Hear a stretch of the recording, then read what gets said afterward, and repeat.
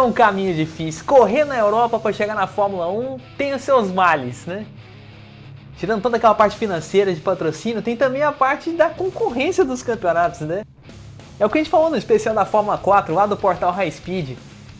Você tem um fim de semana de rodadas duplas e rodadas triplas, que o importante é a regularidade. Mas só que isso na Europa é um nível mais alto. Nos circuitos da Fórmula 1 e observados, os pilotos são observados pelas equipes de Fórmula 1, né? Uma espécie de caça-talento, olheiros. Não tô falando que isso deixa os pilotos brasileiros nervosos, pelo contrário, a gente viu na história da Fórmula 2, ainda quando era GP2, vários pilotos chegando lá e vencendo, né? Disputando o título ainda por cima, né? Vamos citar aí Nelsinho Piquet, que ficou com o vice do Lewis Hamilton. Teve o Luiz Razia, que disputou um campeonataço com o David Valsec, que foi o campeão daquela temporada lá de 2012. Inclusive naquele ano o Razia teve uma vitória memorável lá em Valência, saiu de sexto para primeiro em 4 voltas, cara. Quem tá vendo isso pelo YouTube, clica no link que tá na descrição do vídeo e vê esse final, pelo amor de Deus. Porque esse é um daqueles que vale a pena ver. E nos dias de hoje, ainda com essa mudança grande que a Fórmula 2 teve, né, e a Fórmula 3 também, competitividade não falta. Tanto que o Felipe Drugovich, desde que chegou, já venceu 3 provas. Mas só de eu falar disso, eu sei que você tá me perguntando, né? Pô, Nathan, o Drugovich não teve um ano daqueles, né? Trocou de equipe e não foi tão bem. Ficou lá na 8ª posição, enquanto o companheiro dele, né, o Guanyu Zhou, foi terceiro e tá indo pra Fórmula 1. E ainda por cima parece que os pilotos brasileiros, mesmo que disputaram o título, tinham uma regra contra eles, né? Tinha uma estatística contra eles, que é de ir bem na segunda prova que dava menos pontos e ir mal na primeira corrida que dava mais pontos. Vocês viram que o pessimista aí do R Final já acordou fazendo essas perguntas, né? Tá de volta aí das férias. Mas como hoje o programa R Final é junto com o segmento Open Wheel lá do portal High Speed, vamos responder essa pergunta no mais alto nível possível. Vamos chamar um cara aqui que já teve em vários programas do Alucinados por Velocidade. Tem uma página voltada só para essas categorias de base, da cobertura desses campeonatos. E tá pronto aqui para dar a opinião dele. Chega aí, meu amigo!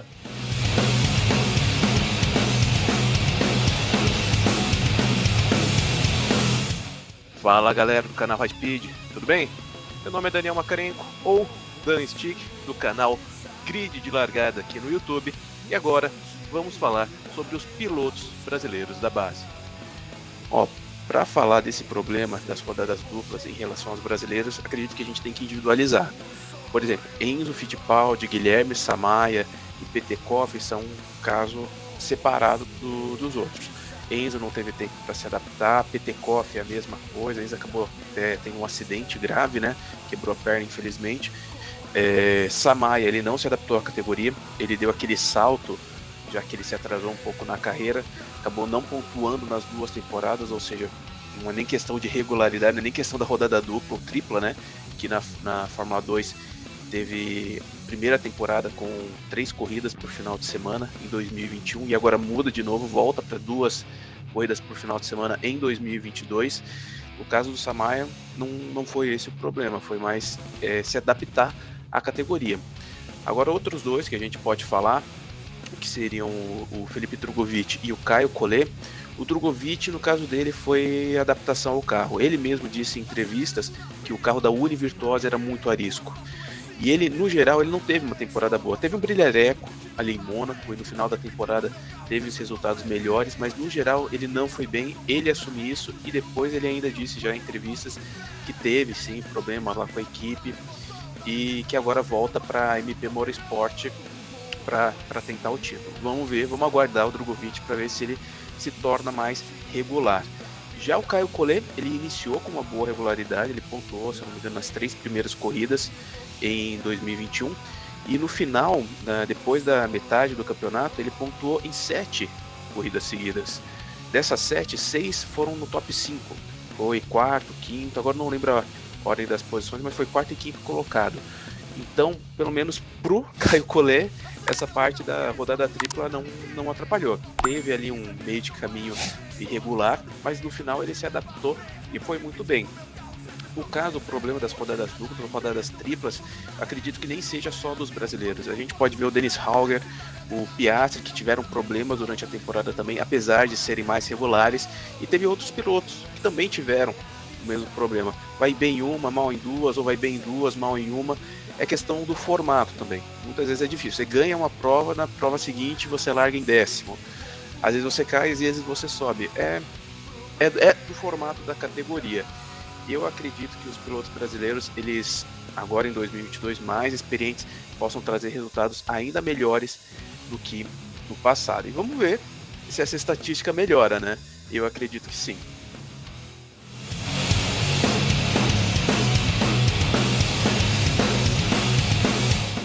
Vamos torcer para que mude, né? A gente tem aí o Drogovic num momento não tão bom, mas quando ele estava num momento bom lá na MP, que ele conseguiu 3 vitórias na temporada 2020, ele estava à vontade e a ponto de vencer a segunda corrida da primeira rodada dupla, né? Lá no GP da Áustria.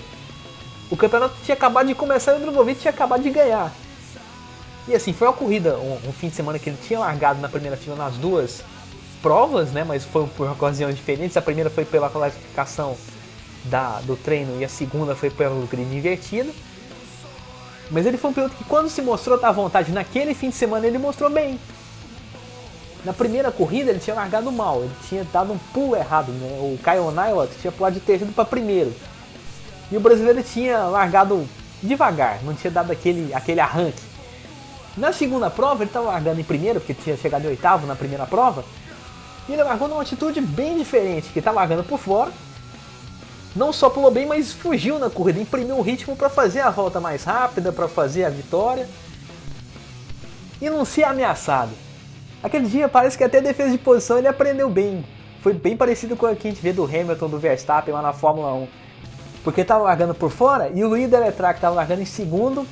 Teve um arranque tão bom quanto o dele. E o Drogovic fez assim uma ligeira defesa de posição, né? Só guinou o carro um pouquinho para a direita para não dar espaço. Não chegaram a se tocar, mas só tirou aquele ponto de ação que o francês tinha para usar. Bem inteligente. Como a gente está falando disso quase 2 anos depois que aconteceu, né? E a gente estava no comecinho do R final, não deu para dar o carimbo naquela época, mas hoje, como a gente está fazendo um especial sobre os brasileiros tentando chegar na Fórmula 1, vale o nosso reconhecimento. Valeu, Drogovic! E valeu, Luiz Razia também. Naquela época de 2012 a gente só tinha o R Final Blog. Cheguei a falar disso, mas não pude dar o carimbo naquela época. Então, põe aí, editor! De novo, se você não viu, veja. Vai ver ali, dessa recuperação que ele teve, o ápice dele pular de terceiro para primeiro em 2 curvas. Agora falando aqui do tempo presente, né? Quem voltou de férias foi aquele cara que faz Tá gostando aqui do podcast, tudo? Já ouviu a opinião do Daniel, já ouviu a minha? Mas estou com a pergunta engasgada. Já me falou aqui, Nathan, a Fórmula 1 vai passar por muitas mudanças em 2022, né? Que é a aerodinâmica do carro. E os pilotos vão vir da Fórmula 2 para a Fórmula 1 no futuro, vão sofrer algum tipo de despreparo? Ou vão chegar mais preparados do que isso? Para encarar essa nova realidade? Bom, tá na hora da gente juntar de novo as duas plataformas, né? High Speed e R Final. Tem um grande engenheiro que pode responder isso tudo. Manda bala, Ricardo Arcuri! Quando entro nessa pista, sei o que quero, velocidade e liberdade. Olá, caríssimo Nathan e amigos do podcast R Final e do portal High Speed. Nathan, para responder essa pergunta, eu vou dividi-la em 2 tópicos. Primeiro eu vou falar do carro. Bom, o carro do Fórmula 1 hoje, ele vai estar mais parecido com o que é o Fórmula 2. O Fórmula 2 não está mudando do ano passado para este ano, mas o Fórmula 1 sabemos muito bem que está. E eu acho agora que ele vai ficar bem mais parecido com o que era o Fórmula 2 por causa da perda de pressão aerodinâmica. O carro de Fórmula 2 é um carro que tem seu ganho de pressão aerodinâmica natural de um carro de Fórmula. Tem que ter, senão não vale a pena a sua construção. Mas hoje ele vai estar mais parecido. O carro tendendo a ficar menos no chão, um carro que arrasta mais, um carro um pouco mais nervoso. Vai requerer um retrabalho, como eu já falei anteriormente, dos pilotos a respeito. Uma preparação dos pilotos a respeito. Lógico que a potência do Fórmula 1 é muito maior, nós estamos falando de 1050 cavalos em torno de, contra 650 do Fórmula 2. Mas na matéria da tocada, da maneira de levar, da dirigibilidade dele, o Fórmula 1 hoje vai estar mais parecido sim com o Fórmula 2. Talvez um pouco mais de pressão aerodinâmica, mas a coisa é bem parecida.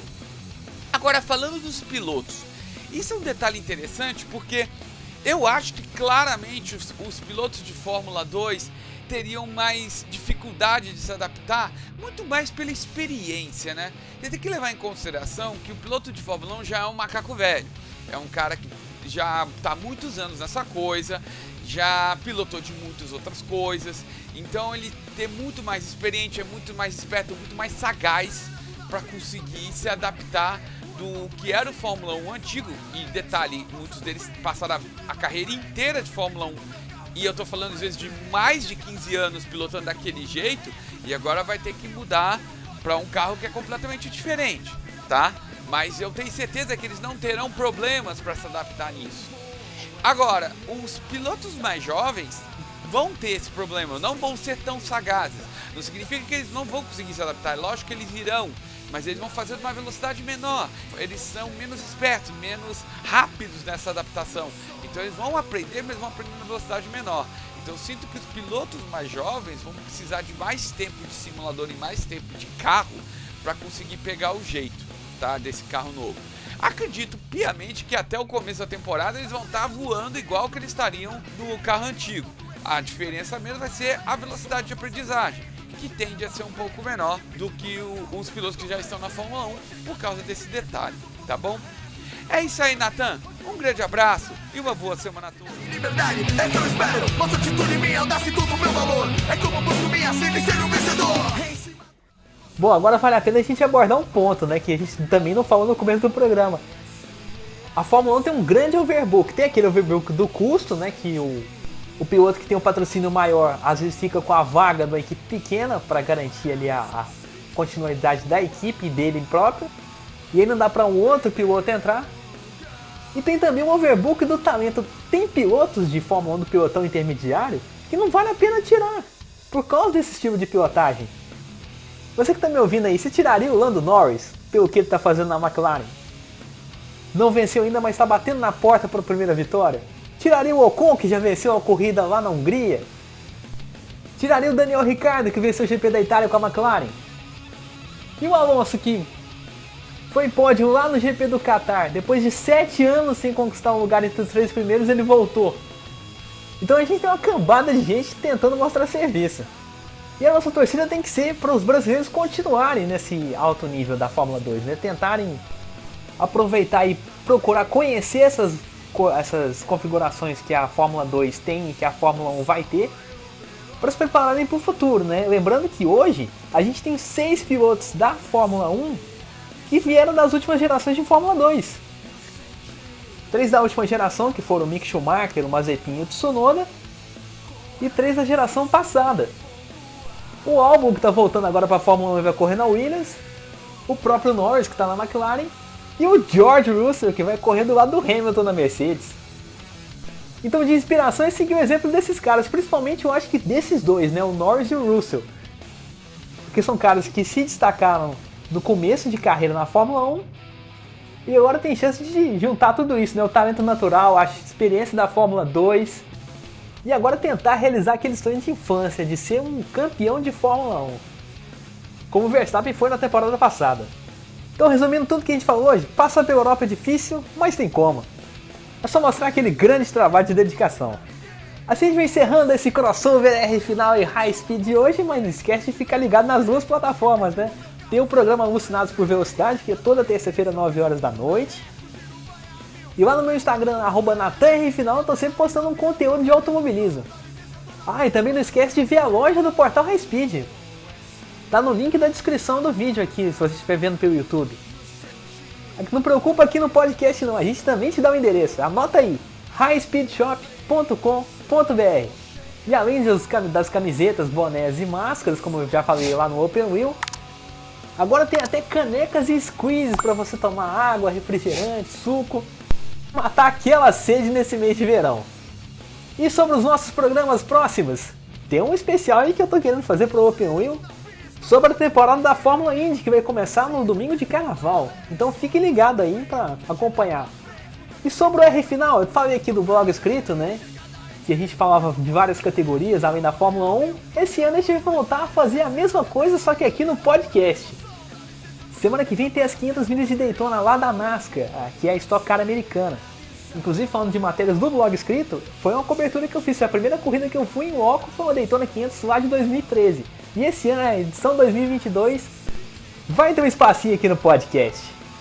Infelizmente não em loco, mas falando da corrida, né? Claro que no Instagram eu vou postar algumas fotos da época que eu tava lá. Então fique ligado com tudo isso. Até a próxima e um grande abraço!